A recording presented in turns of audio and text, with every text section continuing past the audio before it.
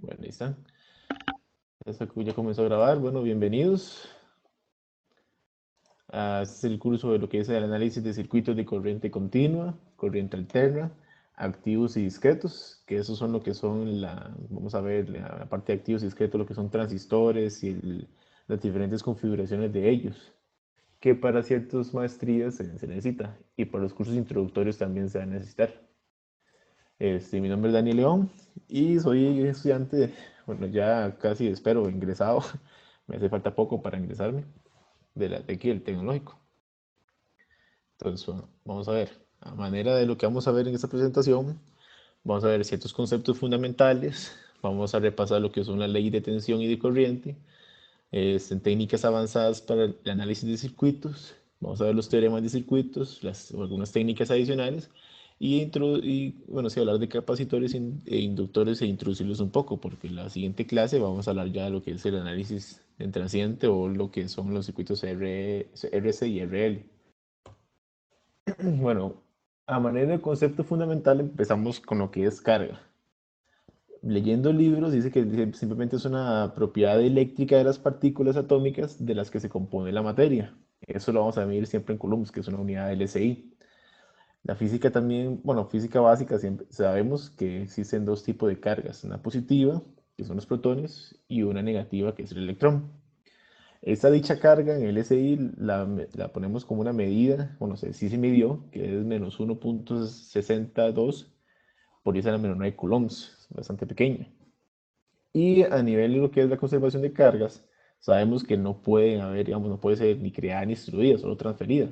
Así que si sumamos una suma, bueno, sí, si hacemos una suma algebraica de un espacio específico, tiene que ser, digamos, igual, no puede haber o sea, si sumamos, no puede haber tiene que haber una conservación de la carga. Y ahora seguimos con lo que es la definición de corriente. ¿Qué es corriente? Simplemente es ver esa carga en movimiento a través de una de un conductor en este caso. Entonces, lo definimos simplemente como el corriente es igual a la derivada de la carga con respecto al tiempo, como ese cambio de la carga con respecto al tiempo. Si esta corriente en el tiempo o en un tiempo específico no cambia, lo vamos a definir como corriente directa.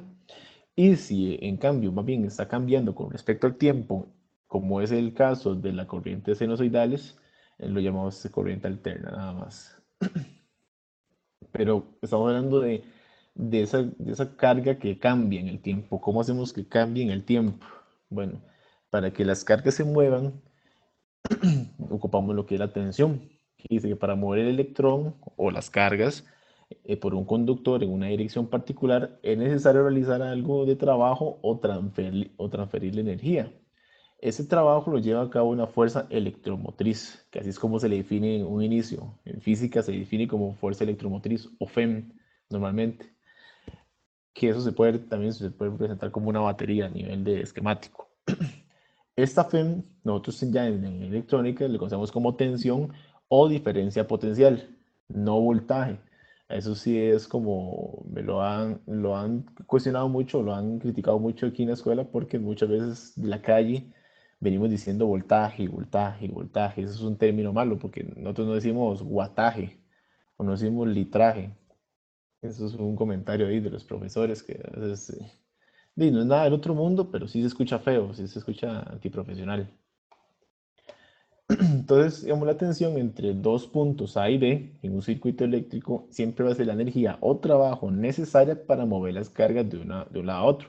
Entonces, por eso lo referimos como tensión, como esa diferencia de trabajo con respecto a carga, o con diferencial de carga, donde W va a ser ese momento, en este caso la energía en joules.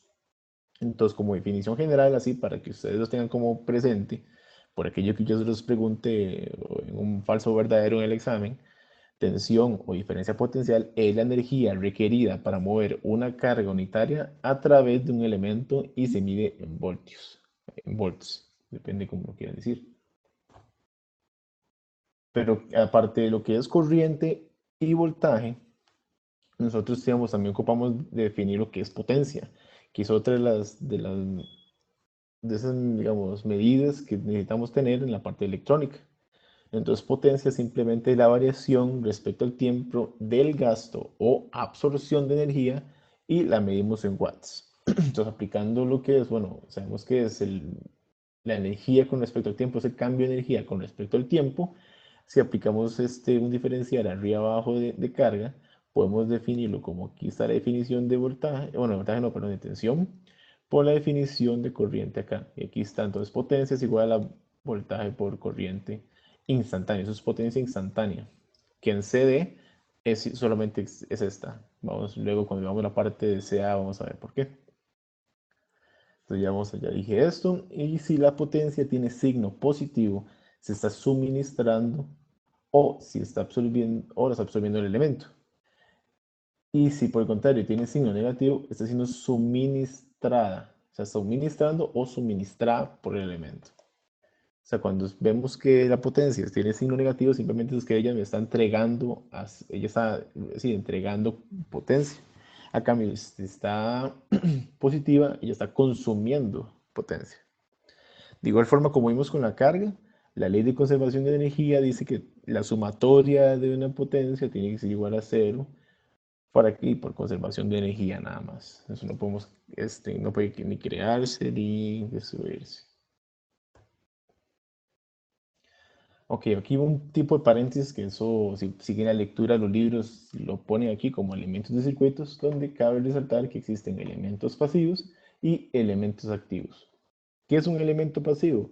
Son elementos como resistores, capacitores e inductores que no son capaces de generar energía. A cambio, un elemento activo sí es capaz de hacerlo. ¿Como cuáles ejemplos? Como una fuente. Una fuente es el claro ejemplo de un elemento activo. Entre otros puede estar el diodo, puede estar el transistor, entre otros. Ya empezamos con lo que es las leyes elementales. Vamos con la ley de Ohm. Y la ley de Ohm propiamente establece que la tensión es directamente proporcional a la corriente. Esta es la ley de Ohm pura. No esta, sino que es proporcional a la corriente, la tensión y la corriente. ¿Cómo hacemos para hacer eso un poquito más matemático? Le agregamos una constante de proporcionalidad, que en este caso le llamamos resistencia. Perdón, que en este caso le llamamos resistencia, que es un elemento que denota la capacidad para resistirse al flujo de corriente eléctrica y la medimos en ohms. La fórmula de resistencia a nivel, digamos, de física, por así decirlo, es simplemente que es una constante llamada resistividad de materiales, una constante propia de, según los materiales, del elemento, de la composición de ellos, por el largo entre el área transversal del conductor o del material en este caso. En este caso tenemos el caso de un cilindro, que el área transversal es un círculo y el largo es simplemente aquí medido en centímetros. Siguiendo hablando de las resistencias, tenemos dos casos de resistencias particulares, donde el primero es un cortocircuito que lo definimos como un elemento de circuito con resistencia que se aproxima a cero, o sea, simplemente es una resistencia igual a cero, eso es un cortocircuito. Ahora bien, está el circuito abierto, que es un elemento de circuito con resistencia que tiene infinito, entonces una resistencia con valor a infinito. Este, Características, la resistencia aquí va a tener corriente máxima en el cortocircuito y en el circuito abierto la corriente va a ser igual a cero. Y en ese caso la tensión va a ser igual a cero en el cortocircuito. Definimos también lo que es conductancia, que va a ser la capacidad de un elemento para conducir corriente eléctrica, es como ese recíproco, es como lo contrario, es como el inverso de una resistencia. Y siempre se define como 1 entre R o I entre V. Ok, vamos a definir volver a lo que es el término de potencia, simplemente en una resistencia, que si volvemos a la, a la definición de potencia es voltaje por corriente, perdón, tensión por corriente, y si lo configuramos por la ley de Ohm, lo pasamos a la ley de Ohm, nos va a quedar corriente cuadrada por resistencia o voltaje cuadrado entre resistencia. Y aquí cabe señalar dos cosas importantes, que siempre un resistor es, bueno, que la potencia disipada por un resistor es una función no lineal. Aquí lo vemos, que depende, o sea, es un valor cuadrático, eso nunca va a ser lineal. Y además de que las cantidades de potencia van a ser siempre positivas. Y eso es porque siempre absorbe. Y aquí es donde podemos definir que la resistencia o la conductancia son elementos pasivos. Y ya comenzamos a ver lo que son las leyes de tensión y de corriente. Para eso necesitamos definir otras terminologías, como que son ramas, lo que son nodos y lo que son lazos o mallas, depende de cómo lo digan, lo hayan estudiado ustedes. Una rama simplemente es un elemento, una resistencia, puede ser un capacitor, un inductor, una fuente. Eso se define como rama. Después, un nodo simplemente es el punto de conexión, es nada más la conexión entre una o más ramas. Un lazo es simplemente cualquier trayectoria cerrada de un circuito. Otra terminología es lo que es serie, que dice que serie simplemente es cuando dos ramas están, bueno, comparten un solo nodo y conducen la misma corriente. Pongan mucha atención siempre a las palabras que yo pongo en negrita, eso puede venir en examen o no puede venir en examen. Y igualmente paralelo, dice, son dos o más elementos que están en paralelo si están conectados a dos mismos nodos y tienen en consecuencia la misma tensión. Esas son las definiciones propias de serie y paralelo. Serie, misma corriente; paralelo, misma tensión. Y ya una vez definiendo eso, podemos hablar de lo que es ya la ley de Kirchhoff, donde está la ley, primeramente está la ley de corriente de Kirchhoff, que establece que simplemente tenemos la suma algebraica en un lazo cerrado de corrientes va a ser igual a cero. Entonces aquí vemos en un lazo, sí, un lazo, en una trayectoria cerrada, un nodo.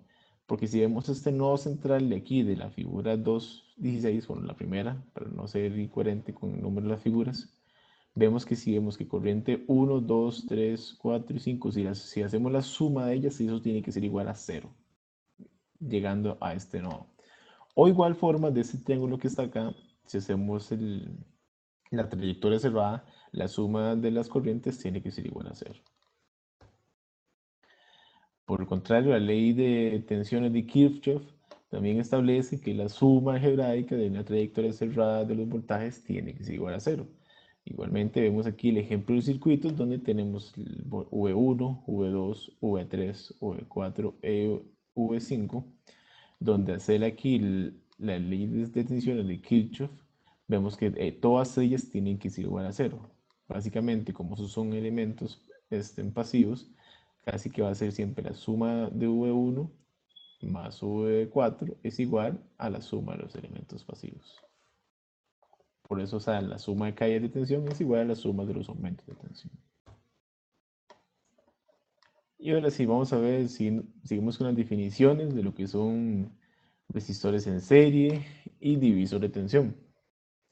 Sabemos que, bueno, podemos poner resistencias equivalentes cuando son básicamente para simplificar el circuito, y las resistencias en serie se pueden simplificar simplemente sumando los valores de cada resistencia. Si tenemos n resistencias, la resistencia equivalente va a ser la suma algebraica de R1, R2 hasta Rn. Y de igual forma, cada una por separado va a tener una caída de tensión específica. ¿Cómo averiguamos esa caída de tensión o ese divisor de tensión? Bueno, simplemente el voltaje en la resistencia 1 va a ser la resistencia 1 entre la suma de todas las resistencias que en ese momento están en el circuito por la tensión total. Entonces, a nivel genérico, la resistencia enésima, bueno, el voltaje en la resistencia enésima va a ser la resistencia enésima por la suma de todas las resistencias por el voltaje total.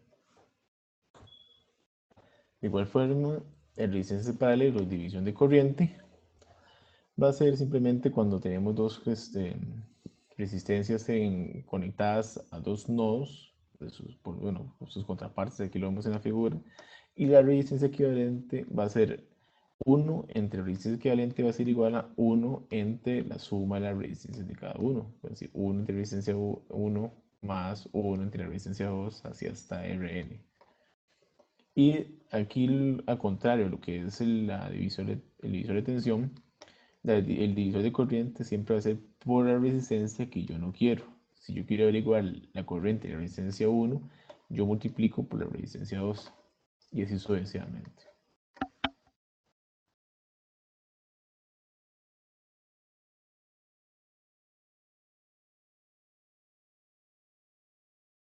Preguntan, no sé, algo no se ha entendido bien,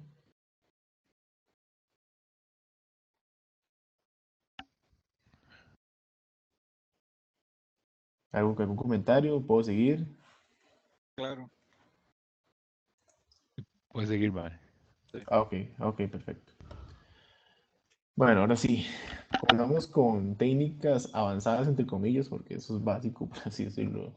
A veces considero que eso es como una ofensa para todos los otros, porque siento que a veces nos subestiman, pero de ahí hay que repasarlo, hay cosillas que no se lo olviden, eso hay que siempre tomarlo en cuenta. Entonces, las técnicas avanzadas para análisis de circuitos lo podemos saber como análisis de nodos o análisis de mallas, así lo plantean los libros. Entonces, ¿qué es un análisis nodal? Bueno, ese nodal simplemente es definir nodos en el circuito y los pasos para resolverlos simplemente son seleccionar cada nodo, numerarlos, cada nodo que se pueda encontrar ordenadamente, lo más ordenado que se pueda, y poner una referencia, que es normalmente la tierra del circuito. Se le aplica lo que es la ley de corriente de Kirchhoff a cada uno de los nodos y después usamos la ley de Ohm para expresar todo o sea, de las corrientes. Sí, términos de corrientes, pasamos de voltaje a corriente. Y después de las ecuaciones que salen, las resolvemos con cualquier análisis que tengamos. Puede ser hasta un solucionador matemático en computadora tipo MATLAB. Aquí está el ejemplo que les ponía. De aquí simplemente numeramos los nodos, ponemos la referencia. Y aquí simplemente pasamos de ese voltaje a corrientes. Aquí tenemos la terminología de lo que es supernodo, lo que es simplemente recordar que es cuando tenemos una fuente de tensión entre dos nodos que no están a tierra, porque esa fuente sí está a tierra. Entonces, al tener esto, este, por así decirlo, este nodo ya sabemos cuál es la tensión de estas dos terminales, que simplemente, bueno, que V2 menos V3 es 5 voltios, ya tenemos como una ecuación lista. A eso se le llama supernova, eso se llama supernova nada más. Y análisis de mallas va a ser exactamente lo mismo, simplemente que en lugar de usar los nodos, vamos a trazar caminos cerrados en todas las ventanas que encontremos y las enumeramos con I1, I2 hasta IN. Aplicamos ley de tensiones y usamos, bueno, resolvemos las ecuaciones que tengan que ser, bueno, que se necesiten, como en este caso. Planteamos una corriente I1, aquí planteamos una corriente I2 y simplemente vemos las tensiones de R1, R2, R3, etcétera y resolvemos las ecuaciones que salgan en el medio.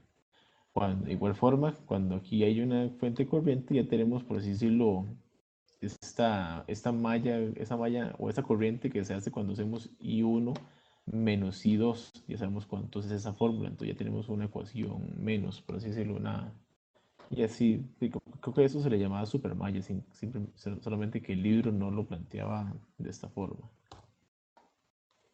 Y ahora sí, parte importante, porque a veces, bueno, sí me comentaron bastante que aquí fue donde muchas habían fallado, que era lo que era el teorema de circuitos y en técnicas adicionales.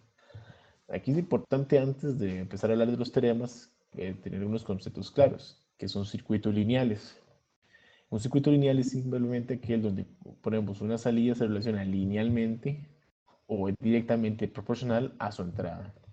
¿A qué se refiere con esto? Que si agarramos con este ejemplo aquí, 6 voltios y multiplico 6 por 2, sería 12, los valores de tensión de aquí de este V va también cambiar por 2. O sea, su tensión va a aumentar al doble.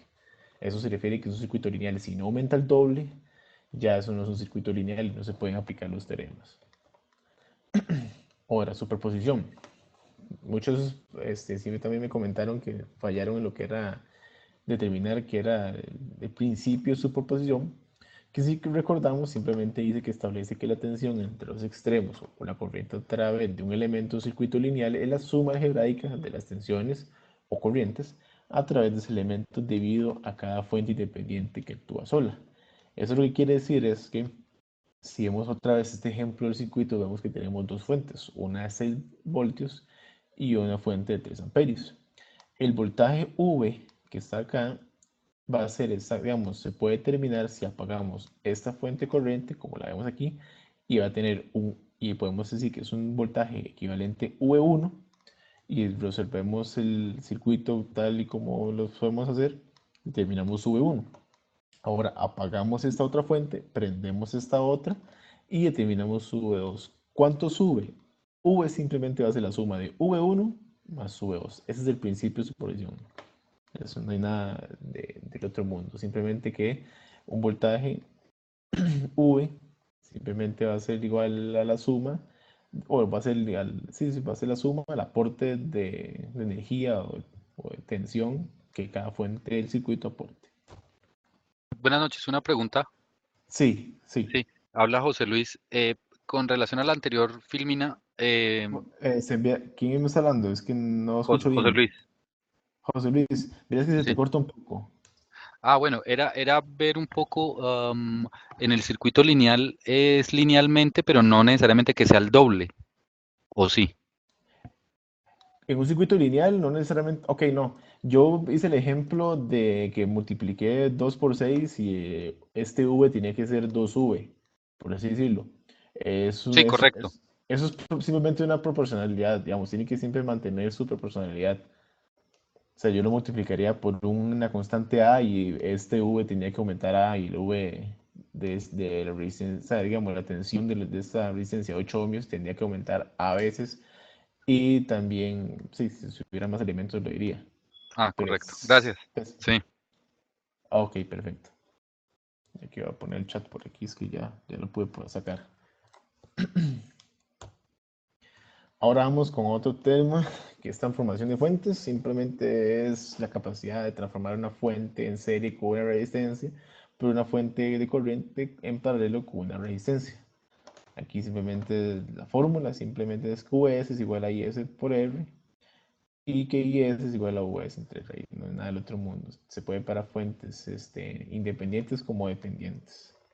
Aquí recordar que una fuente dependiente simplemente es una estrategia de circuitos básicos para definir ciertos elementos que en ese momento eran como prohibidos o asustaban a los alumnos, que como hablar de transistores o así. Entonces eso no le tomé mucha importancia porque vamos a verlo en lleno más adelante. Y ahora sí, venimos con el teorema de Thevenin, que era algo que a muchos se les olvidaba, muchos que tal vez tenían dudas. ¿Qué es el teorema de Thevenin? Dice que el teorema de Thevenin establece que es un circuito, bueno, establece que un circuito lineal, es un circuito lineal entre dos terminales, puede reemplazarse por un circuito equivalente que consta de una fuente de tensión VTH en serie con un transistor RTH, donde VTH es la tensión del circuito abierto entre las terminales y RTH es la entrada o resistencia equivalente entre las terminales cuando las fuentes independientes se apagan. En otras palabras, si aquí tengo una red lineal, lo repito, red lineal de muchas, pero muchas resistencias, si yo quito esta carga y dejo en abierto acá esta tensión de A B, entonces el VTH va a ser, sin apagar fuentes en el circuito, cuánto es este voltaje que tengo acá, bueno, cuánto es la tensión que tengo entre las terminales, y el RTH es apago todas las fuentes y veo esa resistencia que veo desde esas terminales. Eso simplemente. ¿Para qué se utiliza eso? Bueno, básicamente eso es para algunas aplicaciones de potencia como la que vamos a ver más adelante. Y tiene una aplicación tanto, bueno, yo soy dado a lo que es el área de comunicaciones eléctricas y esto tiene una aplicación en comunicaciones eléctricas. Entonces simplemente es eso, sí, una simplificación de una red de circuitos lineales. Tengo una pregunta. Sí, Cuando usted dice apagar, ¿se refiere a cambiar las fuentes de voltaje por, eh, ¿cómo era? ¿Por abiertos o por cerrados? ¿O simplemente ignorar el efecto que tiene esta? Bueno, yo creo que es equivalente. No, no, no. Sí, sí, cuando son fuentes de voltaje, para que no haya tensión en ella, se coloca un corto. Ajá, ajá. Y a cambio, cuando es una fuente corriente, lo que se deja es abierto. Entonces, sí, cuando digo apagarlas es eliminarlas completamente, respetando su nomenclatura. Si es voltaje para que haya cero Ok, voltios, es un corte, y para que haya una fuente de corriente es un abierto. entiendo, entiendo. Y ahí, entonces sí, ya una vez hecho eso, se hace todo el análisis de simplificación de resistencia, circuitos, y se determina la carga. Bueno, la carga no, sino la resistencia de Thevenin acá. ¿Alguna otra duda? Ok, me imagino que silencios no. Bueno, seguimos. Con el teorema de Norton es exactamente igual. Dice que se establece que un circuito lineal de dos terminales puede reemplazarse por un circuito equivalente que consta de una fuente corriente IN en paralelo con con una resistencia N, donde IN es la corriente de cortocircuito a través de las terminales y RN es la resistencia de entrada o resistencia equivalente en las terminales cuando las fuentes independientes están desactivadas. De igual forma, para averiguar lo que es la corriente de Norton, no hay que dejar abierto, hay que cortocircuitar esta parte de acá. Y igualmente, si queremos averiguar la corriente, es cuál es la corriente que pasa por aquí. Y si queremos averiguar la resistencia, simplemente dejamos abierto, apagamos todas las fuentes y averiguamos la resistencia. ¿Cómo se relacionan Norton con Thevenin? Bueno, simplemente la resistencia es exactamente la misma. No hay, o sea, ven que para determinar las dos hay que apagar fuentes y ahí no hay ninguna dependencia de qué método uso o no. ¿Y cómo relaciona la corriente? Simplemente al cortocircuitar esto, por eso lo estoy viendo como la resistencia, la corriente de cortocircuito y lo otro estoy viendo la tensión en el circuito abierto, y simplemente la corriente de Norton es igual al voltaje de Thevenin entre la resistencia de Thevenin. Entonces, si eso fuera un curso de circuitos formal, digamos, donde yo les aplicaría un examen de desarrollo que ustedes tuvieran que hacer, no importaría si ustedes prefieren usar el teorema de Norton para averiguar Thevenin o usar Thevenin para averiguar Norton. Eso da igual, al final aquí se pueden relacionarse. Seguimos. Máxima transferencia de potencia. Esta es la aplicación que yo le estaba diciendo. ¿Por qué? Porque digamos, el equivalente Thevenin es útil para hallar esa máxima transferencia de un circuito lineal otra vez que puede suministrar la carga. ¿Por qué? Vamos a ver el ejemplo. Aquí tenemos el circuito de Thevenin, donde tenemos el equivalente de Thevenin, de voltaje Thevenin por resistencia de Thevenin, le ponemos una carga variable, una resistencia variable. Si queremos averiguar cuánto es la potencia en esta carga, que es lo que normalmente a nosotros nos interesa en un circuito, vemos que simplemente la corriente que pasa por la carga multiplicado por la resistencia de carga. Eso es igual a ¿cuánto es la corriente? Simplemente eso es el voltaje de Thevenin entre la suma de las resistencias involucradas, que es la resistencia de Thevenin por la resistencia de carga, elevado al cuadrado por la resistencia de carga. Si graficamos esto con respecto a RL, la resistencia de carga, vemos que justamente cuando tiene un valor igual a la resistencia de Thevenin, es donde tenemos la potencia máxima. También se puede averiguar derivando eso con respecto a la RL e igualando cero, a ver cuándo es esta pendiente igual a cero. Pero así muy complicado, entonces graficamos y créanme que aquí es donde se da la máxima transferencia de potencia. Y también eso tiene sentido si lo vemos en la parte de comunicaciones eléctricas.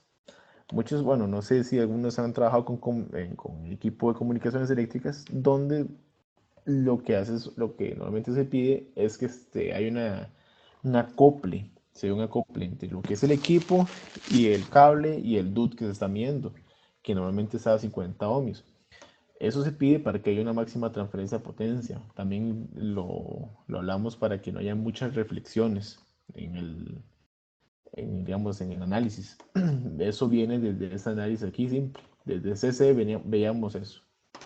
Entonces vamos a ver cómo, bueno, simplificando así, si sustituimos la resistencia de Thevenin en RL, simplemente vemos que aquí sale un 2, 2 a la 2 es 4, y una R de Thevenin, cancela la R de Thevenin y da esta fórmula acá, nada más. ¿Alguna duda con máxima transferencia de potencia? Ok, silencio diría que no. Ok, no, tranquilo, no se preocupen, no espero que me contesten todos. A mí, cuando se quedan en silencio es mejor, así puedo seguir. Y ahora sí, bueno, vamos a ver lo que son capacitores e inductores, a introducirlos un poco, al menos qué eran, cómo se definían y así sucesivamente. Comenzando con el capacitor, dice que el capacitor es un elemento pasivo diseñado para almacenar energía y en su campo eléctrico. El capacitor funciona con campo eléctrico. Eso es importante, ya que todo el resalto en negrita es importante. El capacitor funciona por campo eléctrico. Está compuesto por dos placas conductoras separadas por un aislante o dieléctrico. El monto de la carga almacenada, representado por Q, es directamente proporcional a la tensión aplicada en V, de modo que, bueno, aquí tenemos que Q es proporcional a la V, y como siempre decía, para pasarlo a algo más matemático, se multiplica por una constante de proporcionalidad. Esta C es la capacitancia, que es la razón entre la carga de una placa de un capacitor y la diferencia entre tensión entre las dos placas medidas en farads, nada más. La capacitancia C de un capacitor es la razón entre la carga Q por la placa y la tensión V aplicada, pero no dependen ni de Q ni de V. La capacitancia depende solamente de las dimensiones físicas del capacitor. Depende de la permitividad del material, perdón, del dieléctrico que hay en medio, del área de las placas, y esta era la distancia de separación entre ellas. Entonces, a una mayor distancia, menos capacitancia. Y entonces vemos tres factores que determinan el valor de capacitancia. El área superficial, como lo decía, el espaciamiento entre placas y la permitividad del material. Ahora, relación de corriente-tensión de capacitor. A lo que es la relación de corriente, simplemente vemos que la corriente, bueno, si vemos aquí en esta definición, que carga es igual a C por V, si derivamos entre tiempo cada una de ellos, vemos que aquí la derivada de Q con respecto al tiempo es corriente y la derivada de voltaje con respecto al tiempo simplemente lo vemos acá. Entonces, la corriente de un capacitor es el cambio del voltaje con respecto al tiempo multiplicado por una constante. Por eso, si no existe un cambio de voltaje con respecto al tiempo, o sea, una tensión CA o una tensión no continua, simplemente el capacitor es un circuito abierto para lo que son corriente directa. Aquí es la razón de por qué a veces decimos, o lo vemos de por qué ponemos un capacitor entre VCC y tierra para filtrar ciertas señales. Aquí es por eso. Y a nivel de tensiones, ¿cómo lo hacemos? Simplemente integramos ambos lados y despejamos. Y bueno, consideramos el aporte de una tensión inicial. Y cosas que hay que decir, bueno, que hay que puntualizar es que un capacitor es un circuito abierto para CD, que ya lo mencioné, y que la tensión es un capacitor, la tensión en un capacitor no puede cambiar abruptamente.